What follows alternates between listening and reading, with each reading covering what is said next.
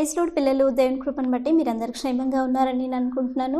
ఈరోజు మనము యేసుక్రీస్తు శిష్యులలో ప్రియమైన శిష్యుడైనటువంటి యోహాను గురించి మనం నేర్చుకోబోతున్నాము. మీరందరు క్లాస్ కోసం రెడీగా ఉన్నారు కదా, కాబట్టి మనం ప్రేయర్ చేసుకొని క్లాస్ని స్టార్ట్ చేసుకుందాం. అందరు కళ్ళు మూసుకొని మోకరించండి.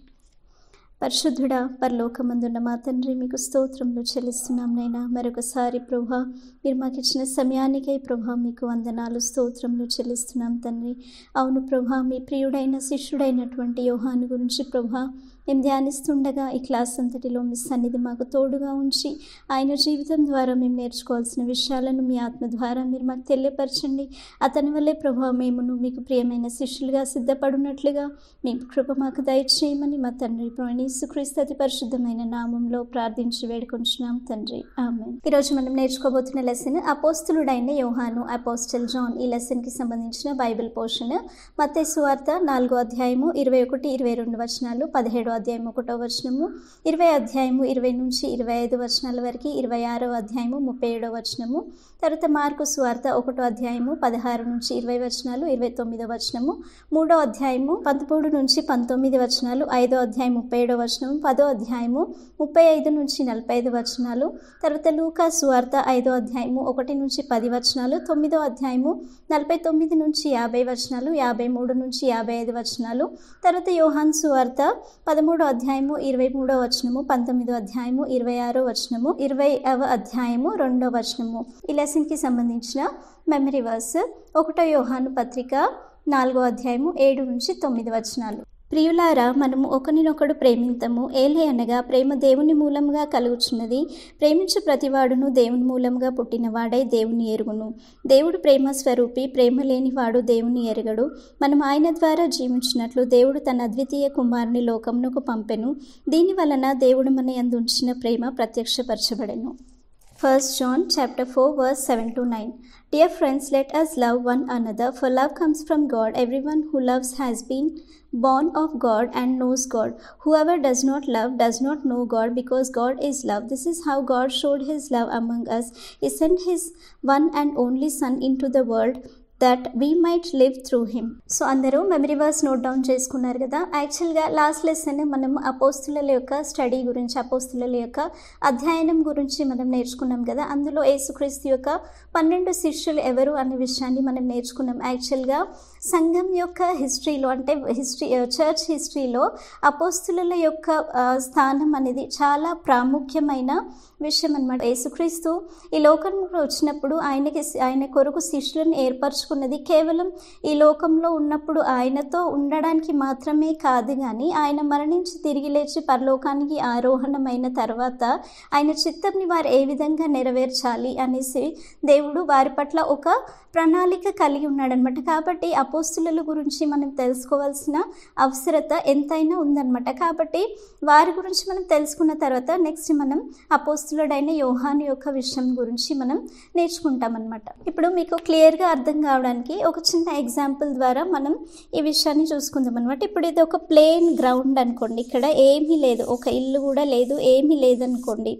సో ఇప్పుడు ఈ ప్లేన్ గ్రౌండ్ మీద మనం ఇల్లు కట్టాలంటే ఫస్ట్ మనం ఏం చేస్తాము, ఫస్ట్ దానిని తవ్వుతామన్నమాట. దానిని తవ్విన తర్వాత దాంట్లో ఏం చేస్తాం, మనం పునాదిని వేస్తాం, పునాది రాళ్ళని వేస్తాం. పునాది రాళ్ళని వేసిన తర్వాత అప్పుడు ఆ పునాది మీద మనం ఇల్లు కడతాం అనమాట. అంటే ఒక పునాది మీద ఇల్లును కడతాం, అది ఒక స్థిరమైన ఇల్లుగా అది ఉండగలుగుతుంది అనమాట. అయితే ఇప్పుడు యేసుక్రీస్తు ఈ లోకంలో ఉన్న సమయంలో ఆయన మరణించి తిరిగి లేచి పరిశుద్ధాత్మ ఈ లోకంలోనికి పంపించబడనంత వరకు లోకంలో సంఘం అనేది లేదనమాట. అయితే ఇప్పుడు ఆయన మరణించి తిరిగి లేచి ఆయన ఆరోహణమైన తర్వాత ఇప్పుడు సంఘంను స్థాపించే బాధ్యత దేవుడు అపోస్తులకి ఇచ్చాడనమాట. సో అప్పటి వరకు క్రీస్తుని ఎవ్వరు కూడా దేవునికి అంగీకరించలేదు. యాక్చువల్గా అయితే ఆయన ఇజ్రాయెల్ వంశంలోనే పుట్టారు. స్వయంగా యూదులే ఆయనని దేవుని కుమారుడిగా అంగీకరించలేదన్నమాట. సో అలాంటి క్లిష్టమైన పరిస్థితులలో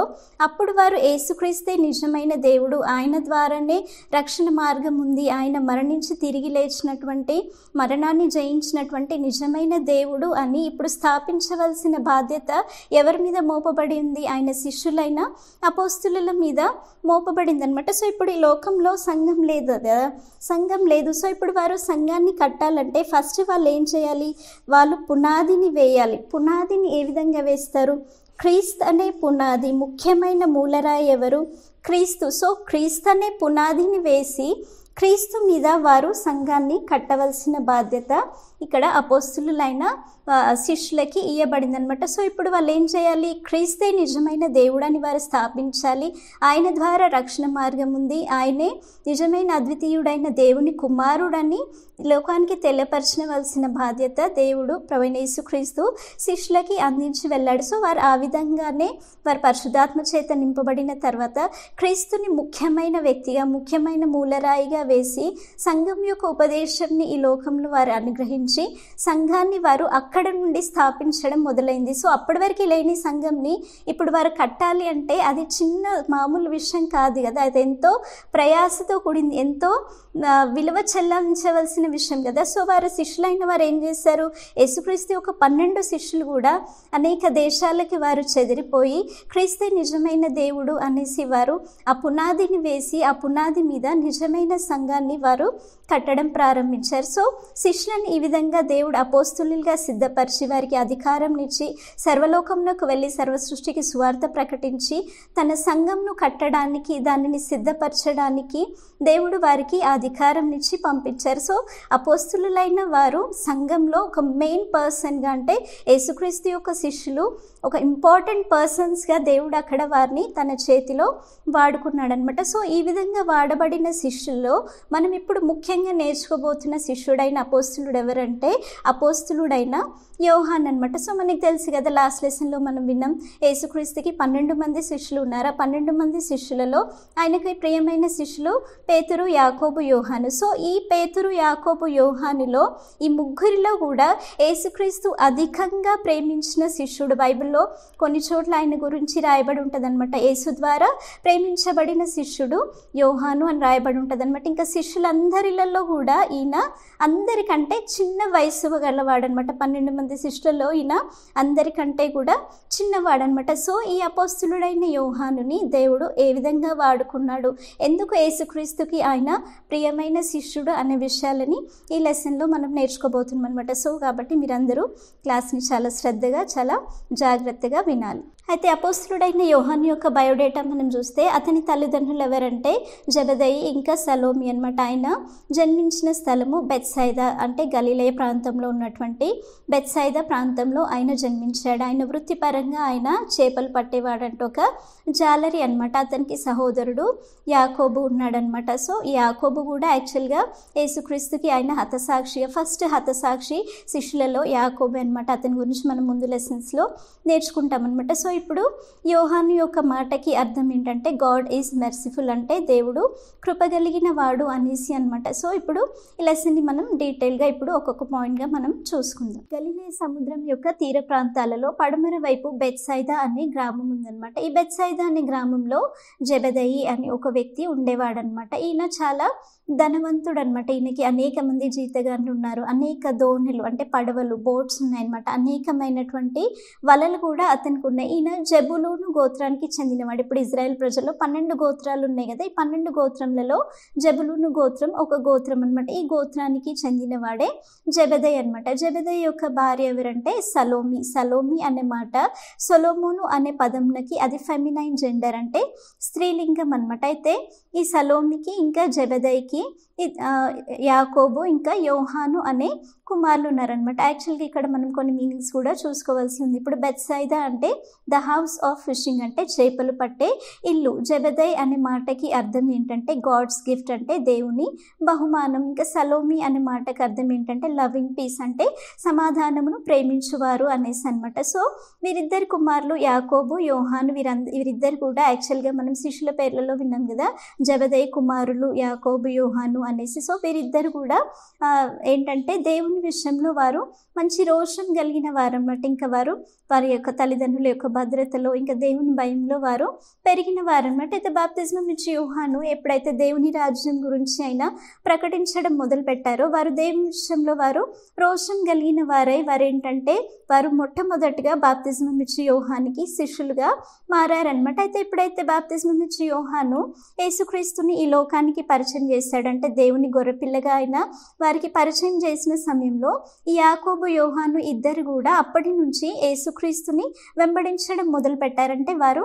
యేసుక్రీస్తుకి శిష్యులుగా వారు వీరిద్దరు కూడా మారారనమాట. అయితే ఒకసారి యేసుక్రీస్తు గలిలయ ఒక సముద్ర తీరంలో ఆయన నడుచుకుంటూ వెళ్తున్న సమయంలో ఆ సమయంలో యేసు ఈ యొక్క జెబెదయి కుమారులైనటువంటి యాకోబుని యోహానుని తనకి శిష్యులుగా ఉండడానికి తనల్ని వెంబడించడానికి ఆయన ఎన్నుకుంటాడనమాట. ఏ విధంగా అంటే ఒకసారి ఆయన సముద్రం తీరంన ఆయన గలిలే సముద్రం తీరంన నడుచుకుంటూ వెళ్తున్న సమయంలో పేతురు ఇంకా ఆంద్రేయ వారు చేపలు పడుతుంటారనమాట. వారిని చూసినప్పుడు యేసుక్రీస్తు ఏం చేస్తాడంటే అవన్నిటిని కూడా విడిచిపెట్టేసి తనని వెంబడించమనేసి వారిని చెప్తాడనమాట. సో వారిద్దరు పేతురు ఆంద్రేయ వారిద్దరు కూడా సహోదరులు అనమాట. వారిద్దరు ఏం చేస్తారంటే వారి వలలను విడిచిపెట్టి యేసుని వెంబడించడం ప్రారంభిస్తారనమాట. ఇంకొంచెం దూరం వెళ్ళిన తర్వాత అక్కడ ఏం జరుగుతుందంటే ఈ జెబెదయి కుమారులు అన్నటువంటి యాకోబు యోహాను వీరిద్దరు కూడా చేపలు పట్టిన తర్వాత వలలన్నిటిని బాగు చేస్తూ తన తండ్రితో పాటు వారు అక్కడ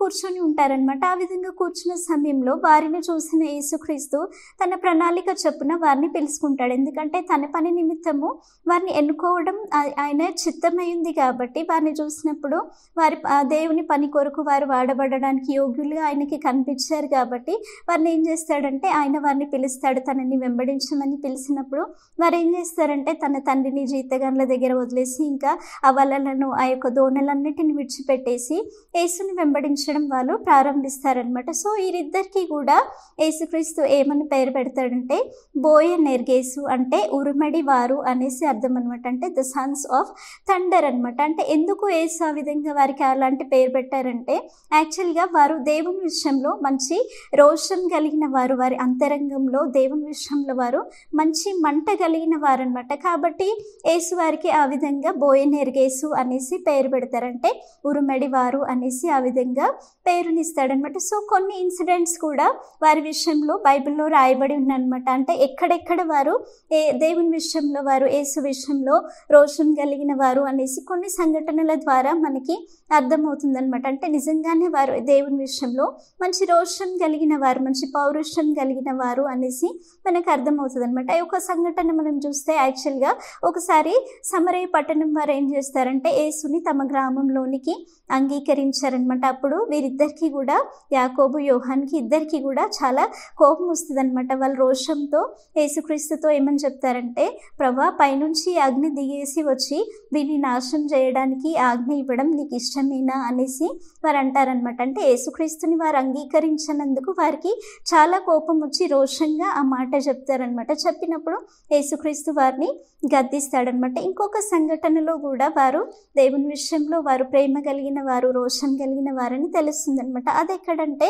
ఒక వ్యక్తి యేసు పేరుట దయ్యాలని వెళ్ళగొడతాడనమాట. ఈ విషయం తెలిసిన యాకోబు యోహాను వీరేం చేస్తారంటే యోహాను యేసుతో చెప్తాడనమాట, ఒక వ్యక్తి నీ నామంలో దయ్యములను వెళ్ళగొడుతున్నాడు, ఆయన మనల్ని వెంబడించిన వాడు కాదు అనేసి ఆ విధంగా చెప్తాడనమాట. కాబట్టి మేము వారిని ఆటంకపరిచాము అనేసి యేసు దగ్గర చెప్తాడనమాట. చెప్పినప్పుడు యేసు అంటాడు మీరు అతన్ని ఆటంకపరచొద్దు, ఎందుకంటే మనకు విరోధి కానివాడు మన పక్షంగా ఉన్నవాడే, కాబట్టి మీరు అతన్ని ఆటంకపరచొద్దు అనేసి చెప్తాడనమాట. ఇంకొక విషయంలో వారు దేవుని విషయంలో రోషం కలిగిన వారనేసి ఇంకా దేవుణ్ణి ప్రేమించేవారనేసి మనకి ఎక్కడ తెలుస్తుందంటే వారు యేసు యొద్ద అంటారనమాట, నీ రాజ్యంలో ఎడమవైపు ఒకరు కుడివైపున ఒకరు మేము కూర్చుండడానికి మాకు అవకాశం ఇవ్వు అనేసి అడుగుతారనమాట. అడిగినప్పుడు యేసు చెప్తాడు ఇది నా వశంలో కాదు, అది తండ్రి వశంలోనే ఉంది అనేసి ఆ విధంగా చెప్తారంటే యేసు పక్కనే వాళ్ళు ఉండాలని కోరుకుంటున్నారంటే యేసుని ఎంతగా ప్రేమించారు కదా. యాక్చువల్గా ఇన్సిడెంట్లో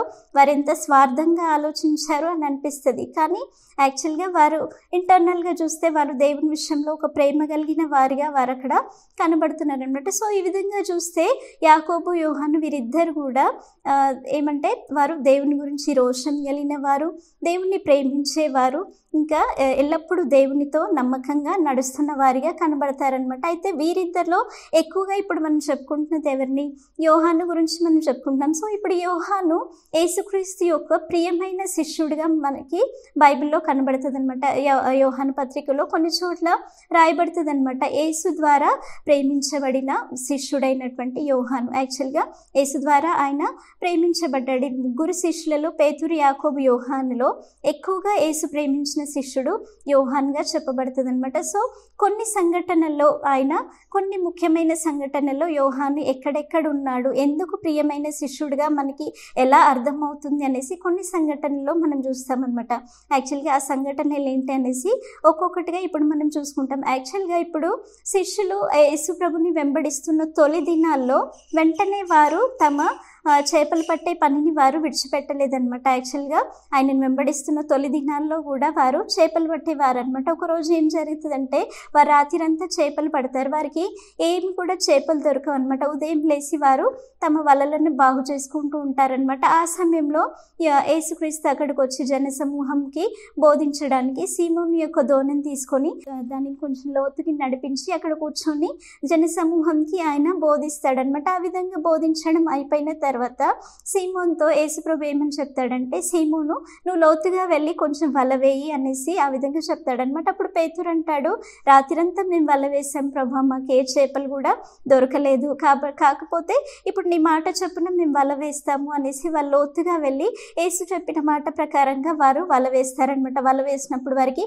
విస్తారమైన చేపలు వారికి పట్టబడతాయి అనమాట. విస్తారంగా వారికి చేపలు దొరికినప్పుడు వాళ్ళ వలలన్నీ కూడా పికిలిపోతుంటాయి అనమాట. ఎంతగా చేపలు దొరుకుతాయంటే వారు పక్కన వారి యొక్క సహాయాన్ని కూడా వారు తీసుకుంటారనమాట. సో దీని తర్వాత ఇంకా అక్కడ నుంచి పేతురు, సీమోన్ వీళ్ళు ఏం చెప్తారంటే, పేతురు, ఆంద్రేయ వీళ్ళు ఏం చెప్తారంటే, ఇంకా వాళ్ళన్నీ కూడా సమస్తమును విడిచిపెట్టేసి అక్కడ నుంచి వారు యేసుని వెంబడిస్తాడు. ఇంకా అక్కడ పేతురు చెప్తాడు ఆ సంఘటనను చూసి అతడు భయభ్రాంతుడై ఏమని చెప్తాడంటే, నేను పాపిని ప్రభు అని చెప్తాడు. ఇంకా అక్కడ నుంచి వారు యేసును పూర్తిగా వెంబడించడం మొదలు పెడతారనమాట. సో ఇప్పుడు ప్రత్యేకమైన సందర్భాలలో యోహాను ఎక్కడెక్కడ ఉన్నాడో అనేసి విషయాలని మనం ఒక్కొక్కటిగా ఇప్పుడు చూసుకుందాం. యోహాను యేసుకు ప్రియమైన శిష్యుడు కాబట్టి కొన్ని ప్రత్యేకమైన సందర్భాలలో ఆయన ఉన్నట్టు మనము ఇందాక విన్నాం కదా. అయితే మొదటి సంఘటన మనం యోహాన్ని యేసుతో ఎక్కడ చూస్తామంటే, పేతురు యొక్క అత్త స్వస్థపరచబడినప్పుడు అనమాట. పేతురు యొక్క అత్త ఆమె చాలా జ్వరంతో బాధపడుతూ ఉంటుంది అనమాట. ఆ సమయంలో యేసు ఆమె చేయి పట్టి ఆమెను లేవనెత్తినప్పుడు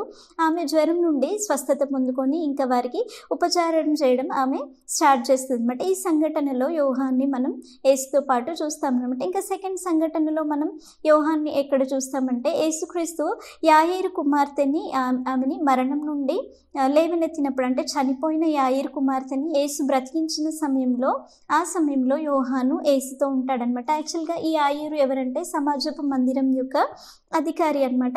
ఆయనకి 12 సంవత్సరాల పాప ఉందన్నమాట. ఆ చిన్నది ఏమైందంటే ఆమె మరణానికి చాలా దగ్గరగా ఉంటుందన్నమాట. ఆ సమయంలో యాయేరు వచ్చి యేసు దగ్గర ఆయన వేడుకుంటాడు, తన కుమార్తెని బ్రతికించమని వేడుకున్నప్పుడు వారు వెళ్తున్న సమయంలోనే వారి దారి మధ్యలో ఉంటుండగానే యాయేరు కుమార్తె చనిపోతుంది అనమాట. ఆ ఇంటి దగ్గర నుంచి యాయేరు యొక్క సంబంధికులు వచ్చేసి, ఇంకా నువ్వు ఎందుకు ఆ బోధకుడిని బాధ పెడుతున్నావు, ఆ చిన్నది మరణించి ఉన్నది అనేసి ఆ విధంగా చెప్తారనమాట. చెప్పినప్పుడు యేసు అంటాడు, మీరు భయపడవద్దు, ఆమె మరణించలేదు కానీ ఆమె నిద్రిస్తున్నది అనేసి చెప్పి ఇంకా అక్కడికి వెళ్ళి అక్కడ వాళ్ళందరూ ఏడుస్తూ ఉంటారనమాట. ఆ సమయంలో యేసు ఏం చేస్తాడంటే వారందరినీ బయటికి పంపించేసి ఆ యొక్క చిన్నదాని యొక్క తల్లిదండ్రులను ఇంకా యేసు శిష్యులైనటువంటి పేతురు, యాకోబు, యోహాన్ని వీరి ముగ్గురిని మాత్రమే లోపలికి తీసుకొని వెళ్తాడనమాట. ఇంకా అక్కడ ఆయన ఆ చిన్నదానిని లేవనెత్తుతాడనమాట. తల్లి తాకుమి అనేసి చెప్పినప్పుడు ఆ చిన్నది ఇంకా తిరిగి బ్రతుకుతుంది అనమాట. ఈ ప్రత్యేకమైన సంఘటనలో యోహాను అక్కడ యేసుతో పాటు ఉన్నట్టు మనం చూస్తామన్నమాట. ఇంకొక సంఘటనలో మనం మూడవ సంఘటన ఎక్కడ చూస్తామంటే యేసుక్రీస్తు రూపాంతరం చెందినప్పుడు అనమాట. అయితే ఇప్పుడు యేసు శిష్యులలో ముగ్గురు శిష్యులైనటువంటి పేతురు, యాకోబు, యోహాన్ని యేసు రూపాంతరం కొండ మీదకి తీసుకొని వెళ్తాడనమాట. తీసుకొని వెళ్ళి వారి ఎదుట ఆయన తన మహిమని మహిమని అక్కడ బయలుపరుస్తాడనమాట. ఆయన ముఖము సూర్యుని వలె ప్రకాశిస్తుందనమాట. ఆయన వస్త్రములు తెల్లనివి, ఏ చాకలి కూడా ఉతకలేనంత తెల్లవిగా అవి మారిపోతాయి అనమాట. ఇంకా ఏలియా, మోషే వచ్చి అక్కడ యేసుతో మాట్లాడతారనమాట. సో ఈ విధంగా పరలోక మహిమను అక్కడ ముగ్గురికి అక్కడ బయలుపరిచారు. ఆ సంఘటనలో యోహాను కూడా అక్కడ ఉన్నాడంటే యేసు యొక్క పరలోక మహిమని చూసే భాగ్యం అక్కడ యోహానికి దొరికిందనమాట. ఇంకా ఇక్కడ మనం యోహాన్ని చూస్తామంటే ప్రభురాత్రి భోజనం అంటే చివరిగా అంటే యేసుక్రీస్తు అప్పగింపబడిన రాత్రి ఏం చేస్తారంటే యేసు ఇంకా శిష్యులందరూ కూడా వారు పస్కాను ఆచరిస్తారనమాట. ఆ పస్కా ఆచరిస్తున్న సమయంలో అక్కడ యోహాను కూడా యేసు రొమ్మున ఆనుకొనిన వాడిగా అక్కడ రాయబడి ఉంటుందన్నమాట. అంటే ఆ సమయంలో కూడా యోహాను యేసుతో ఉన్నాడనమాట. తర్వాత ఇంకా మనం ఇక్కడ చూస్తామంటే గెత్సెమనే తోటలో అక్కడ మనం చూస్తామన్నమాట. యాక్చువల్గా యేసుక్రీస్తు అప్పగింపబడుతున్న రాత్రి ఆ రోజు ఏం జరుగుతుందంటే ఆయన యొక్క శిల్వ మరణంకి ఇంకా ఆయన దగ్గరగా వెళ్తున్నాడు కాబట్టి ఆయన ఎంతో మనోవ్యాకులతతో, ఎంతో దుఃఖముతో యేసు ప్రభు ఆ విషయంలో ఉంటాడనమాట. కాబట్టి ఆయన తన శిష్యులైనటువంటి పేతురు, యాకోబు యొక్క ప్రార్థన సహకారాన్ని ఆయన కోరుకుంటాడనమాట. వారిని ముగ్గురిని తీసుకొని గెత్సెమనే తోటకి వెళ్ళేసి అక్కడ వారిని ప్రార్థించమనేసి అడుగుతారనమాట. చూడండి, ఇక్కడ స్వయంగా యేసు వారి ప్రార్థనని అడుగుతున్నాడు అంటే వారికి ఎంత దగ్గరగా ఉన్నవాడు అనేసి మనకు అర్థమవుతుంది కదా. సో ఇక్కడ యోహాన్ని మనం ప్రత్యేకంగా చూడొచ్చు. అంటే ఆయన దేవుని అంటే యేసుక్రీస్తుతో పాటు ఆ యొక్క ప్రత్యేకమైన సంఘటనలో అంటే క్రీస్తుతో పాటు ప్రార్థించడానికి అక్కడ యేసు అతన్ని తీసుకువెళ్ళినట్టుగా మనం చూస్తున్నాం అనమాట. ఇంకా నెక్స్ట్ సంఘటనలో మనం యోహానుని ఎక్కడ చూస్తామంటే ఆయన సిలువ వేయబడినప్పుడు యేసుక్రీస్తు దగ్గర అక్కడ కొంతమంది స్త్రీలు ఉంటారు. అదే సమయంలో యోహాను కూడా అక్కడ ఉంటాడనమాట. యాక్చువల్గా ఇది చాలా ఒక ప్రత్యేకమైన విషయం. ఎందుకంటే యేసుక్రీస్తు సిలువ మరణానికి అప్పగించబడడానికంటే ముందే శిష్యులతో ఏమని చెప్తాడంటే, నేను అప్పగింపబడినప్పుడు మీరందరూ కూడా ఎవరింటికి వారు పారిపోతారు, నన్ను ఒంటరిగా చేస్తారు అనేసి అక్కడ యేసుక్రీస్తు చెప్తారనమాట. సో చెప్పిన ప్రకారంగానే శిష్యులందరూ కూడా ఆయనని విడిచి పారిపోతారు. అయితే యోహాను మాత్రం ఒక్కడు మాత్రం శిలువ మరణం వరకు కూడా ఆ ప్రత్యేకమైన సందర్భంలో అక్కడ ఉంటాడనమాట. యాక్చువల్గా ఈ యోహాను ప్రధాన యాజకునికి చాలా నెలవైన వాడనమాట. కాబట్టి యేసుక్రీస్తుని వారు పట్టుకొని వెళ్ళిపోతున్న సమయంలో ప్రధాన యాజకుని ఇంటి వద్ద వరకు కూడా యోహాను యేసుతో పాటు వెళ్తాడనమాట. ఇంకా తర్వాత లోపలికి కూడా ఆయన వెళ్తాడు. సో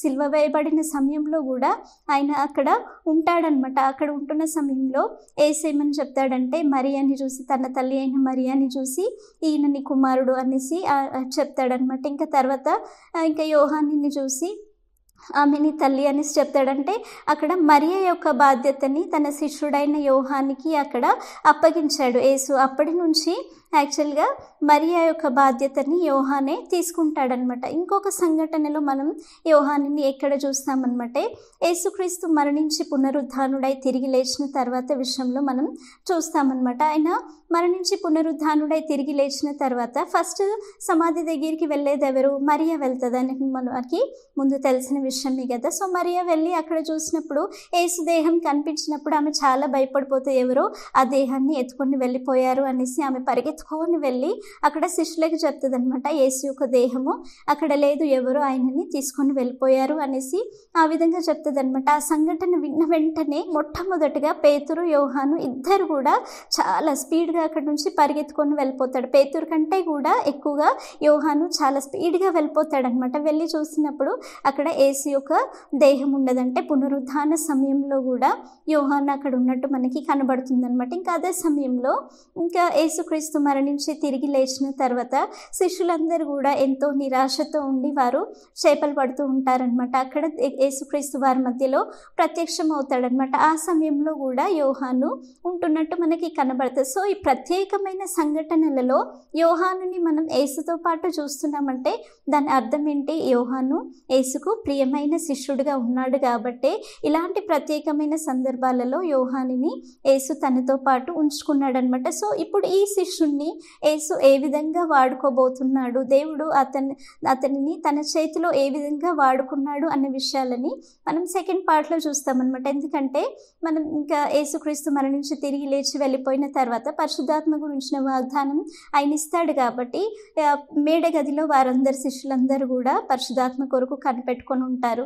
అందులో యోహాను ఉంటాడనమాట. సో ఆయన కూడా దేవుని ఆత్మచేత అక్కడ నింపబడతాడు. సో అప్పటి నుంచి యోహానుని దేవుడు ఏ విధంగా తన పరిచర్య కొరకు వాడుకున్నాడు, అపోస్తలుడిగా దేవుడు ఆయనను ఏ విధంగా సిద్ధపరిచాడు అనే విషయాలని మనం నెక్స్ట్ పార్ట్లో నేర్చుకోబోతున్నాం. సో ఇప్పుడు ఈయన జీవితంలో నుంచి మనం నేర్చుకోవాల్సిన ముఖ్యమైన విషయాలు ఏంటో ఒక్కొక్కటిగా ఇప్పుడు మనం చూసుకుందాం. అపోస్తలుడైన యోహాను విషయంలో ఫస్ట్ మనం నేర్చుకునే పాయింట్ ఏంటంటే మనం దేవుణ్ణి ప్రేమించు వారిగా ఉండాలి. అంటే ఇక్కడ యోహాను విషయంలో మనం చూస్తున్నాం కదా, ఆయన క్రీస్తుని ఎక్కువగా ప్రేమించిన శిష్యుడిగా మనకి కనబడుతున్నాడు అనమాట. ఆయన జీవితంలో మనం చూస్తే యాక్చువల్గా ఆయన మంచి ధనవంతుని యొక్క కుటుంబానికి చెందినవాడు, చేపలు పడుతున్నవాడు, ఇంకా అదే సమయంలో మంచి యవ్వన కాలంలో ఉన్న వ్యక్తి. అవన్నిటిని కూడా విడిచిపెట్టి యేసు తనని వెంబడించమన్నప్పుడు యేసుని అధికంగా ప్రేమించిన కారణాన్ని బట్టే తనకున్నవన్నిటిని కూడా నష్టపరుచుకొని వాటిని విడిచిపెట్టుకొని ఆయన యేసుని వెంబడించిన వాడిగా మనం చూస్తున్నాం అనమాట. చివరికి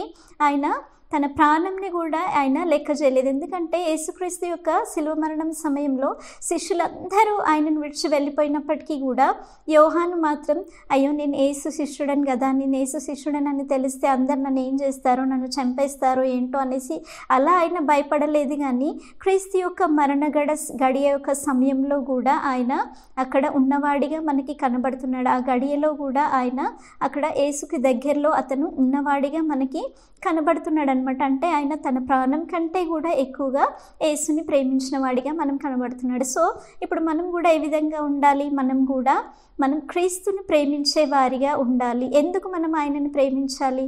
చాలాసార్లు మనం వింటుంటాం కదా, మనం అన్నిటికంటే కూడా దేవుణ్ణి ఎక్కువగా ప్రేమించాలి. యాక్చువల్గా ధర్మశాస్త్రంలో మొట్టమొదటి ఆజ్ఞ అదే. అన్నిటికంటే కూడా సమస్తం కంటే కూడా మనం దేవుణ్ణి ఎక్కువగా ప్రేమించాలి. ఎందుకు మనం దేవుణ్ణి ఎక్కువగా ప్రేమించాలి? అసలు ప్రేమ మొదలైంది ఎక్కడి నుంచి?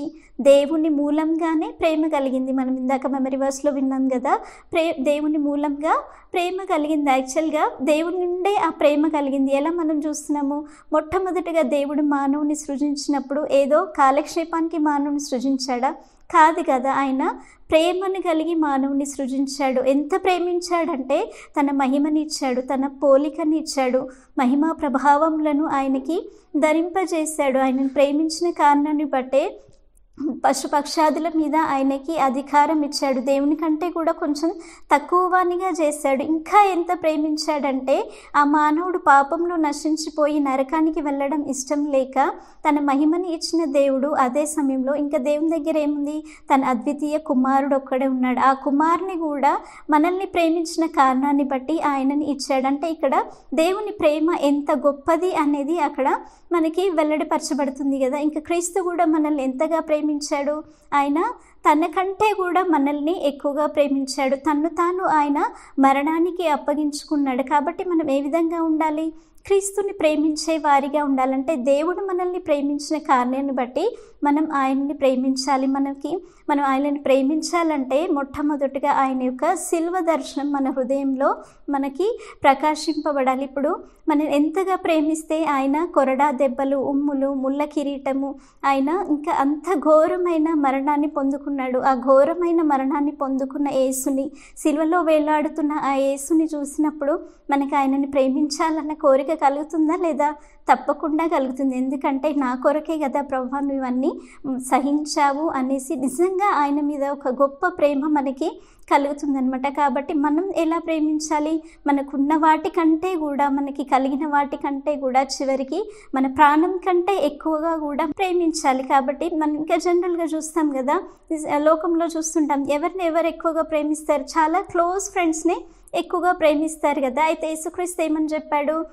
ఒక వ్యక్తి కొరకు తన ప్రాణంని ఇచ్చేవాడి కంటే అంత గొప్ప స్నేహితుడు ఇంకెవ్వరూ ఉండరు. సో ఇప్పుడు మన కొరకు ప్రాణం ఇచ్చింది యేసుక్రీస్తే కాబట్టి మనకి గొప్ప స్నేహితుడు ఎవరు? మన ప్రభువైన యేసుక్రీస్తే. కాబట్టే మనం ఆయనని అధికంగా ప్రేమించే వారిగా మనం ఉండాలి అనమాట. ఇంకా సెకండ్ విషయం మనం ఏం చూస్తామంటే, యోహాను యేసుక్రీస్తు విషయంలో ఆయన చాలా రోషం కలిగిన వాడు. మనం ఇందాక లెసన్స్లో కొన్ని సంఘటనలో విన్నాం కదా. ఇప్పుడు మనం కూడా ఏ విధంగా ఉండాలి? దేవుని విషయంలో, దేవుడు మనకిచ్చిన రక్షణ విషయంలో, దేవుని పని విషయంలో, ఇంకా సువార్త విషయంలో మనం రోషం కలిగిన వారిగా, ఆసక్తి కలిగిన వారిగా, దేవుని కొరకు ఒక మంట కలిగిన వారిగా మనం ఉంటే తప్పకుండా యోహానిని వాడుకున్నట్టుగా దేవుడు మనల్ని కూడా ఒక దినంన వాడుకుంటాడనమాట.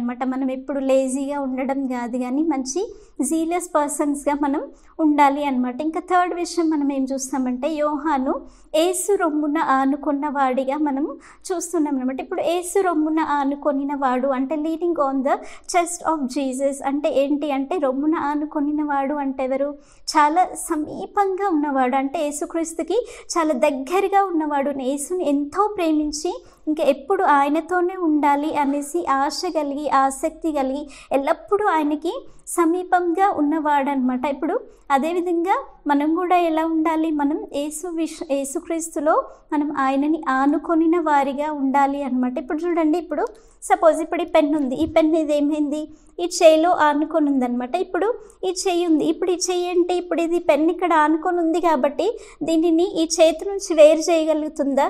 చేయలేదు. ఎంత లాగినా కూడా చేయలేదు, ఎందుకంటే రెండిటి మధ్యలో మంచి బాండ్ అనేది ఉందన్నమాట. ఇప్పుడు అదేవిధంగా మనం కూడా క్రీస్తు మీద ఆనుకున్నప్పుడు ఏమవుతుంది? క్రీస్తుకు దగ్గరగా ఉన్నప్పుడు ఈ లోకంలో ఉన్నటువంటి ఎటువంటి పాప సంబంధమైన విషయాలు కానీ, లోక సంబంధమైన విషయాలు కానీ, ఫ్రెండ్షిప్ సర్కిల్లో ఉన్నటువంటి ఎట్లాంటి విషయాలు కూడా ఆయన నుండి మనల్ని దూరం చేయలేవన్నమాట. ప్రతి విషయంలో మనకు ఎదురవుతున్న శోధనలో కానీ, పాపంలో కానీ, బలహీనతల్లో కానీ, లోకం మనల్ని ఆకర్షిస్తున్నప్పుడు కానీ, లోకంలో ఉన్న వ్యక్తులు మనల్ని ఆకర్షిస్తున్నప్పుడు కానీ, లేకపోతే అబద్ధమే కానీ, ఎలాంటి విషయాలైనా మనల్ని ఆకర్షిస్తున్నప్పుడు మనం ఏం చేయాలి? క్రీస్తు మీద ఆనుకునే వారిగా ఉండాలి. ప్రభువా, నాకు వాటి మీద జయం దయచేయి, నేను నీకు దూరంగా వెళ్ళొద్దు, ఎప్పుడు నిన్ను హత్తుకొని ఉండాలి అనేసి ఎల్లప్పుడూ కూడా మనం దేవుని మీద ఆధారపడి ఆయనకి దగ్గరగా ఉన్నట్టయితే ఏమవుతుంది? మనం లోకానికి, పాపానికి దూరంగా ఉండగలుగుతాం అన్నమాట. కాబట్టి మనం ఏం చేయాలి? ఎల్లప్పుడూ కూడా ఆయన మీద ఆనుకునే వారిగా, అన్ని పరిస్థితుల్లో కూడా మనం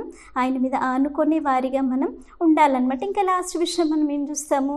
యేసుక్రీస్తుకి ప్రియమైన శిష్యుడిగా యోహాను ఉన్నాడు. అంటే అక్కడ యేసుకి ఆయన చాలా బిలవర్డ్ డిసైపుల్గా మనకి కనబడుతున్నాడు అనమాట. ఇప్పుడు మనం కూడా యేసుక్రీస్తుకి ప్రియమైన శిష్యులుగా ఉండాలంటే మనం ఏం చేయాలి? ఇప్పుడు యేసుకి ప్రియమైన శిష్యుడుగా ఉండడానికి యోహాను ఏం చేశాడు? అన్నిటికంటే కూడా ఎక్కువగా యేసుని ప్రేమించాడు.